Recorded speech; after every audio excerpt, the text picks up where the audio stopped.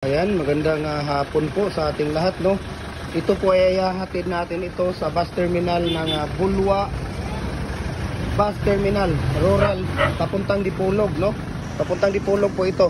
So ito ay papadala natin ito kay Sir Elmer P. Pandak. Ayan, ng Dipolog City. Ayan, Dipolog City pala ito sa kanya. Ayan, so ayan, kinakarga na namin mga idol, no.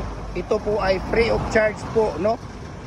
Ito po ay free of charge dahil mahal na mahal po namin kayong mga followers namin.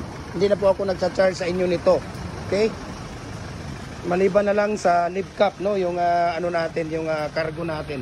So ito po ay 4x4 na 4x4 by 8 feet na dragon fruit post at saka pins concrete post, no. Ito po ay fix. Ito po ang fix mga idol. Ibig sabihin ng 4 holes mga idol, ito ay 4. Ayan, no. One seat po ay dong, tama rin dong. Ito po ay 4. Ayan, no. 1, 2, 3, 4, 4 na butas. Ito po ay 4, no. Ito po ang tinatawag natin na 2 seats o 4 holes. Okay? At ito naman ay ipapadala natin sa Dipolog City kay Kuya Elmer P. Pandak. Nasa Ireland po siya pero kararating lang pala niya kanina, no.